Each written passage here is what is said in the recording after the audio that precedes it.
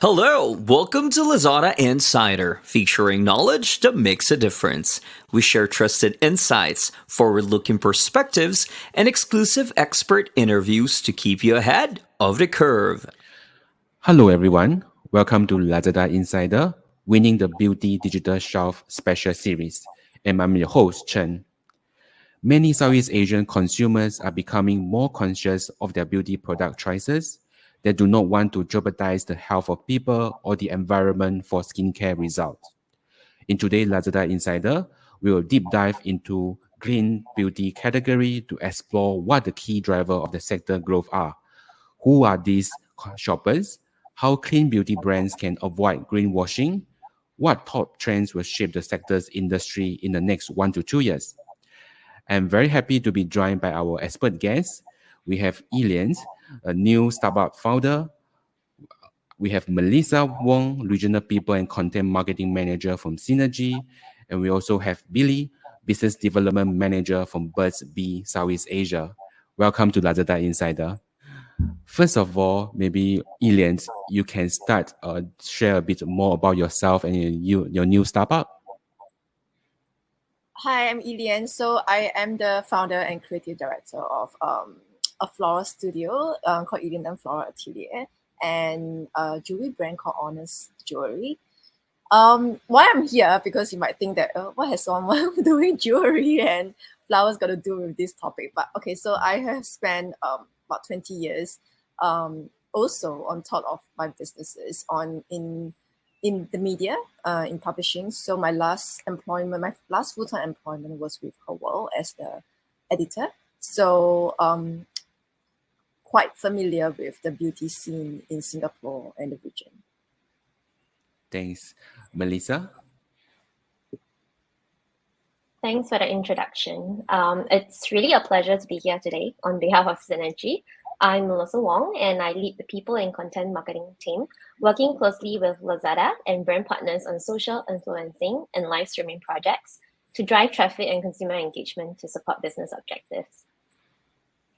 Thank you. Billie?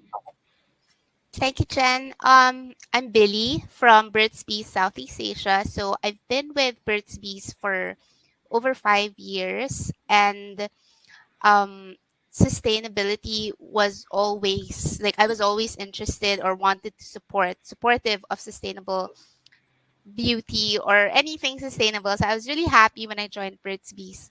It's really a good company, a good brand, and thank you for having me here. Sure. Thank you for the introductions. We will first start the discussion by defining what is clean beauty. Melissa, from your opinions, can you help us to define what is clean beauty and how would you describe the current state of the clean beauty industry in Southeast Asia? I think there's really no legal or official definition of what clean beauty is in the industry. There's really many brands with their own definition of clean beauty. I think, to put it broadly, clean beauty refers to products that are created without ingredients that harm the body and has transparent labeling of ingredients. So as we have all witnessed, clean beauty is in a thriving category that has really taken over the beauty world by storm. And there are really more and more clean beauty brands out there emerging in the market. So this in itself is also fueled by the rise in eco-conscious consumers in Southeast Asia, as more and more people are showing interest in health and sustainability. So with consumers getting more educated and informed, coupled with the ease of online research, they are also doing a lot more research before making a purchase. Like, for example, I myself, as a mother of two, I actually suffer from eczema. So I have this constant fear of exposing my children to harmful ingredients that are absorbed through my skincare products as I'm still breastfeeding. So this has also prompted me to research and seek out natural or clean products that are safe for my children and also to avoid allergic reactions as well. Yeah. Thank you. So I think Melissa had talked about one of the answer part of my next questions to Lian. So who is the typical clean beauty shoppers? So before we categorize any skincare in whatever categories we want, whether it's clean or whether it's doctor's brand or whatever, the most important thing for women we have to bear in mind is the efficacy. So naturally, if the efficacy part is fulfilled, yes, then it matters to them how clean and how natural the ingredients are in what they're putting on their body, because we know that our skin is actually the biggest organ on our body, so we want to make sure that we consume as cleanly as possible. So it could be your millennials, from your young to older millennials who are in their early 40s now. They are in the know, they have the spending power, they want to know what they're spending on. So that is definitely the key audience of the clean beauty consumers.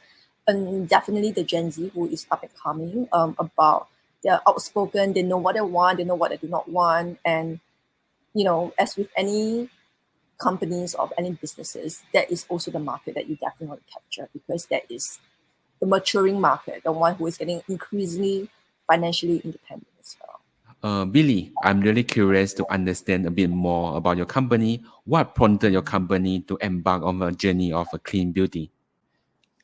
Or well, for Burt's Bees, we've always, like, even before the clean beauty trend, Burt's Bees was always clean. I mean, it was always about reconnecting with nature and living in harmony with the planet. Like our founders, Burt and Roxanne Quimby, they they had this, I guess, like a hippie mindset that they really wanted. Like, they lived with no electricity, no running water. It was really like working with what nature has to give, and not harming the planet. So it's always been like that for Bird's Bees. The planet is still something until now that's in our business model, like not to harm, like whatever is good for the people has to be good for the planet also. So um I think it's great that now people, the consumers, are being more conscious of how they are taking care of the environment while they're taking care of themselves also. I think that's great, and I'm happy that, I mean, it works for Bird's Bees, that we've already established that even before the clean beauty came into the beauty scene. Thank you. Lian, we understand that in Southeast Asia, there are still some room for improvements in providing transparency in the beauty industry. And of course, we observe some greenwashing events as well. So in your opinions, so how the clean beauty brands can navigate through this?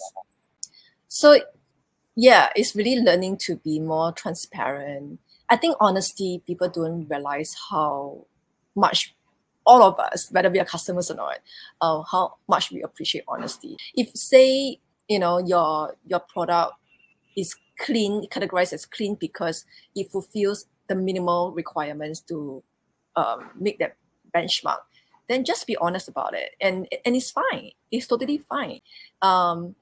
Some brands, they think that, okay, just because our packaging is recyclable and we can do refills and examples like that, they say that we are a sustainable beauty brand, which yes and no, but it's a bit of a gray area. But I think at the end of the day, they just have to be candid and honest about it. And even the ingredients, we all know that certain ingredients have a more scientific name, and which can be very confusing for laymen. So, and sometimes we get waylaid by, or we see the scientific names and are like, okay, our eyes glaze over. So if they could just break that down and just be honest, what is this actually? I think that would definitely be a lot more helpful, and a lot more. It really helps the conversation get going. Anything to add on, Billie? Yes, I agree with Yilian. Transparency is very important. If you are a clean beauty brand, the consumers appreciate, since they want to know that they make an impact, how they make an impact to the planet. You have to be transparent with them. You can't simply put like recyclable packaging, or sometimes the logo or the background has some trees or some greens in it. So I think there is a difference between greenwashing and green marketing. So when you are a brand that promotes clean beauty, it's not just consumer facing. Like the company has, like the regular operations, day-to-day operations, also have to practice that, being eco-friendly to the planet, or um where they source the ingredients and everything. So it's just, I think consumers will know if it's just green for the sake of being green, because that's where the money is now. But I think they really do appreciate it when the brands um communicate their green efforts or sustainability efforts. Melissa, so from your opinions, how can clean beauty brands best leverage both online and offline channels for additional business growth? As we know, consumer shopping behavior becoming more omnichannels nowadays. I think like what going back to what Lian and Billie has mentioned, consumers are really getting more and more skeptical about like product claims, and they really tend to, and going back to what I've mentioned earlier about how they really do more online research before purchasing online or even offline. So like for us, in the online channels, without the support of beauty advisors, it becomes very integral for brands to be very consistent and clear with the messaging, whether it's internal or external itself. And you really need to take on the important role of educating your consumers through providing transparent and clear information about the brand's ingredients, the product's ingredients, the benefits in all the various touch points, whether it's online or offline. So when it comes to people and content marketing, which is pretty much my field, clean beauty brands really needs to engage the right influencer or expert to lend their voice of authority and utilize all the different solutions, for instance, live streaming as an engagement tool to educate consumers and really build on the credibility. Cool. Last but not least, I'm going to ask to all our three experts, what are the top two trends you anticipate in the clean beauty industry over the next 1 to 2 years? Maybe we will start with Billie. I think maybe we would see, and I think we're seeing it now already. Now the brands are focusing on the ingredients.